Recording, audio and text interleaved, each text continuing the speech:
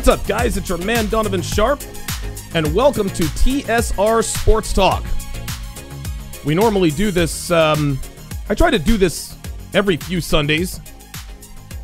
Obviously, as football season comes upon us, we'll probably, we'll definitely try to do these once a week. But my partner in crime, of course, is a guy that I've done I've done a few of these shows with. We have quite a few episodes on my now defunct channel. But my man Doc Torre is in the house to discuss all kinds of things. We're going to talk, obviously we're going to talk about, LeSean McCoy, Ben Simmons, the Kellen Winslow rape accusations, Jameis Winston, some Zeke Elliott comparisons. We're going to talk women's tennis. We're also going to talk a little bit about the lesbian debate. He's got a little bit of pushback on there for me. Doc Torre, do I have you? Yes, sir. All right, good stuff, man. How you been, man? I'm doing good, man. And speaking of the Sharpe Reality Sports Talk, obviously we're, as we've discussed before, I've had some things I've been taking care of on my side financially and vocationally, getting my money right and all that. But I do have some good news because at some point in the next future, we'll be able to resurrect Shots in the Pillbox in the next few months. Yes. I'm going to be taking a job I've been offered a position up in the Seattle area. And I'm going to be taking a job there, and that's going to allow me to exploit my other multiple revenue streams and be able to finance the equipment to be able to podcast from home. Excellent, so, excellent. As I told you, I have my legal situation. That's been pretty much dealt with. I'm pretty much free to move around as much as possible, and the work is up in Seattle right now. And so things are looking up. I'm probably going to be on the first thing smoking next Sunday. And so those are some positive developments in my area. So we've both been in transition for the past year. You moved back to the East Coast. I'm moving up to the Pacific Northwest, so we're going to be bookending it and spraying lots of red pill over the flyover country, my brother. You got that right. And listen, just to let our listeners know, the reason we do this show is because we're both big time sports fans, but anyone who follows sports, even on a casual level, that the red pill is all over sports. There are red pill implications, red pill connotations all over sports. And I'll never forget, I remember it was a couple of years back, you had reached out to me when I had first started my show, The Sharpe Reality. At that point, it was called The Sharpe Reality. Now it's metamorphosized into TSR Primetime, but you had reached out to me because you recognized that I also was a sports fan. He said, "Hey man, we should do a red pill sports show." And I remember telling you, I was like, "Well, right now, man, my plate is full, but as soon as I get some time, as soon as I can make this thing go, then we'll definitely give it a go." And yeah, absolutely, man. So here we are. So let's go ahead and get things started. The title of the show, and we're going to discuss a few topics, but the title of the show is obviously talking about the LeSean McCoy situation. Anyone, again, who is a casual sports fan or just a sort of a hardcore sports guy like me, maybe a fly-by-night sports fan, what have you, you guys have heard about the recent developments as far as the LeSean McCoy situation. So, Dr. Torre, you're a lot more up on this situation. You're a lot more well-learned. Go ahead and give us the rundown on what's going on here with Shady McCoy. Let's get a little rundown and to give ourselves a little bit more credit, just based on what you were saying. Even before you started the Sharpe Reality, I know we were like-minded when I was reading your stuff in The Return of Kings. And sending you some of my stuff when I was doing Voice for Men. So it was even before you started the Sharpe Reality. But eventually, getting to the point today, LeSean McCoy, former Eagles running back, so this has a Philly connection for a big Eagles fan like you, now with the Buffalo Bills. Was University of Pittsburgh, and right now it's training camp time, OTA time, so you're preparing for the season. And LeSean McCoy got a big surprise probably about a week or so ago when an Instagram post probably caught his attention and caught the attention of the NFL and caught the attention, of course, of sports media. And that Instagram post had a Miss Alicia Corden, and we're not breaking any rules here, but we don't care about breaking those rules about naming women anyway. But she's already been named by her attorney, so that's they've already discussed. Yeah, the rape shield laws is what Ty's referring to. Yeah, the rape exactly. shield laws. But, okay, all right. So a picture was released on Instagram but not by Miss Delicia Corden, but by her friend, whose name doesn't really matter. But it was a picture of it was a split screen picture of her looking very thoughted out, looking damn hot, and then the next picture was of her looking pretty bruised and battered with a headshot. Yeah. And you start, and to give you an idea, if you haven't seen the Instagram post, she looked like a little, sort of like what Christy Mack looked like after War Machine. Yeah. I've actually got that picture. Yeah, for those of you guys watching, I've got the picture. I don't have the split screen of her looking good. I have a split screen of LeSean McCoy and the girl. So yeah, you guys can see over my shoulder. She is very beaten and very badly bruised. So there you go. Right. Yeah. So the post was taken down. The lawyer for Miss Corden told this young lady to take the post down, but they was calling him the devil, talking about how he had beaten up his son for peeing in the bed, and you're thinking, God, man, this is not an ambiguous situation. You wait for things to peel back. Well, it turns out, because you see the domestic violence, and you think, first thing you think is connecting him with what happened to that young lady, right? Right. And it turns out she was the victim of a home invasion. So somebody came in the house. Another female was there. I don't know if it's a friend or another friend, but injured one of them and beat the holy heck out of her. And there was a robbery of about $50,000, so worth of jewelry and other expenses.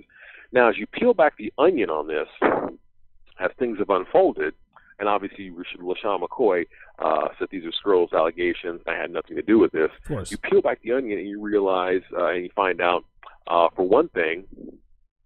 And I'm going to go ahead and read a quick article that just came out. Yeah, please do. We need all of the information, man. We want to give the complete story here. Yeah. So I'm not going to read all the articles, but this particular article is pretty good. It's from a couple days ago. So it's from Mike Rodak, ESPN staff writer. It goes, the woman who called 911 after being beaten and robbed of jewelry in a Tuesday home invasion told police she believed her ex-boyfriend, thought to be LeSean McCoy, quote unquote, set her up for the attack. So the 911 caller said she initially believed the police in Milton Joy redacted the woman's name from the audio release of the Thursday conversation. However, attorneys for McCoy's girlfriend, Felicia Corden, believe previously identified her as the victim of the home invasion. So we know who she is. Right. So and so here's the quote. I'm telling you, that guy is redacted.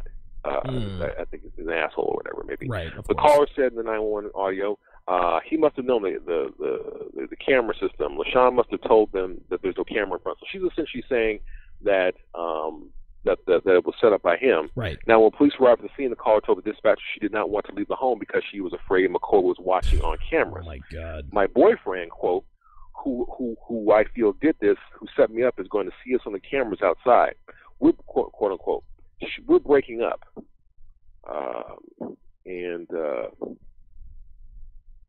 little issue with my refreshing, but essentially they've what's been happening is he's been with her for a couple of years, and about a year ago, he had tried to move her out of the home by leaving her stuff out in the driveway. Okay. That women like to do, right? Right, of course. Right. So what happened? So he tried to do the turnabout, because if a woman leaves a man's stuff out and tells him he's got to go, or she's going to call the cops. That's right. Well, she called the cops on him, right?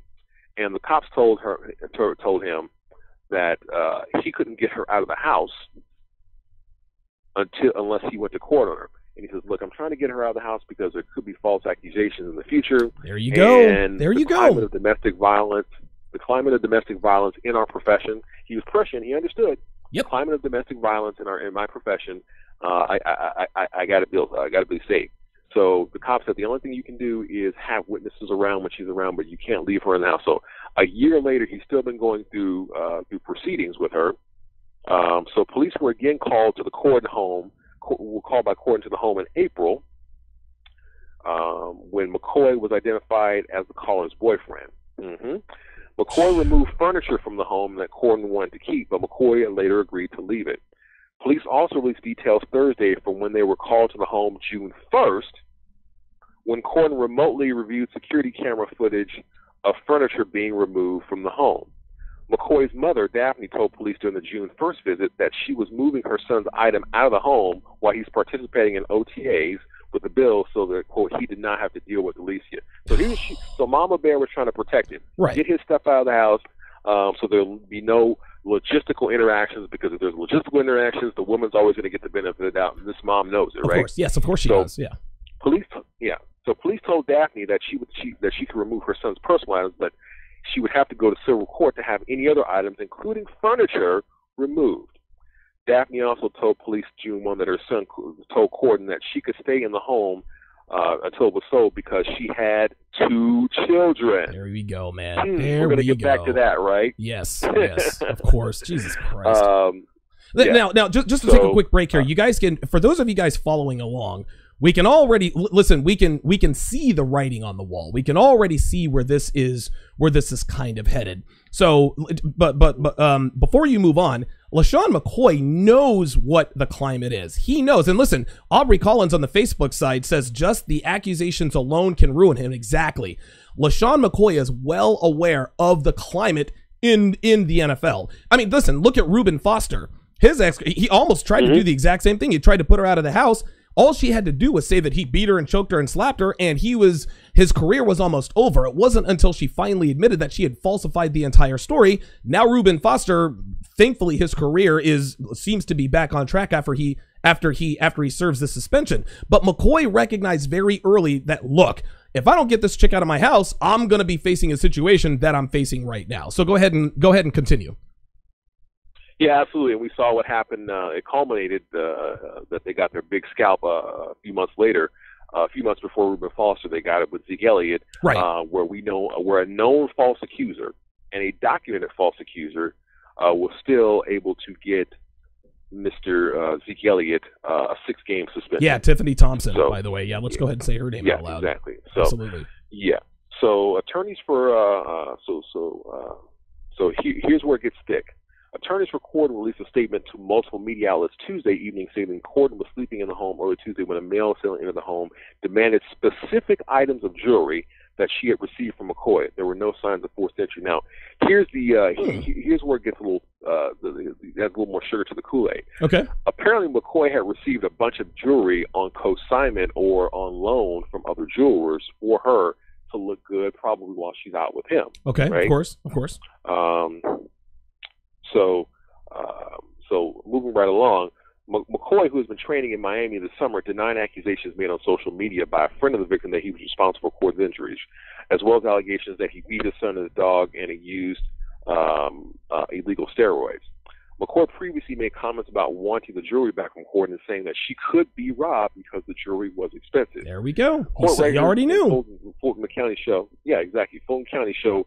McCoy had been tempting since last July to evict Corden from the home. So here we are in July of 2018. Okay. A hearing was scheduled for Tuesday in the case. That's just past Tuesday, which would have been what, the 9th or the 10th, right? I think it was the 10th. Yeah. If I'm not mistaken. Yeah. Yeah, it would have been the 10th. But it was rescheduled for August 14th because of an emergency in Corden's attorney's family. The NFL said in a statement Tuesday it was reviewing the matter. The Bills released a statement soon that they were in contact with McCoy and the NFL and continuing to gather information. Now, the investigations by police and league come as the Bills prepare to meet the report to July 25th training camp. Okay. So here's how the NFL personal conduct policy kind of works with this situation. They could allow the league to place McCoy on the commissioner's exempt list, which is why he's being investigated by the league. He can still play. And police. Yeah. That designation will prevent McCoy from practicing or playing in any games. The exempt list requires either player to be formally charged with a crime of violence or having, quote, engaged in other conduct that pose a genuine danger to the safety or well-being of the person, or for the league to have suspected a violation but still be investigating. Right. Now, got it. One more thing I want to go back to, and this is going to be a little bit fun for us to riff on. Okay. Because, first of all, we're going to have to get into Shady a little bit. Yes, we are. Now, before down and find the. Let me. Hey, no. Listen, while you're looking for that, if you guys are watching on YouTube, Facebook, or Twitter. If you're watching YouTube, Facebook, or Twitter, I'm going to go ahead and end the broadcast there now. If you guys want to listen or watch the rest of this episode, come on over to donovansharpe.com. I am streaming live on my website right now. So my YouTube, my YouTube, Twitter, and Facebook audience, come on over to donovansharpe.com to listen to the conclusion of this episode. We're talking about the LeSean McCoy situation with his now ex-girlfriend. She was battered and beaten. And of course, and of course, listen, we smell a rat. So if you guys want to watch the rest of the episode, donovansharpe.com. All right, Dr. Terry. So go ahead and continue with what you were talking about before.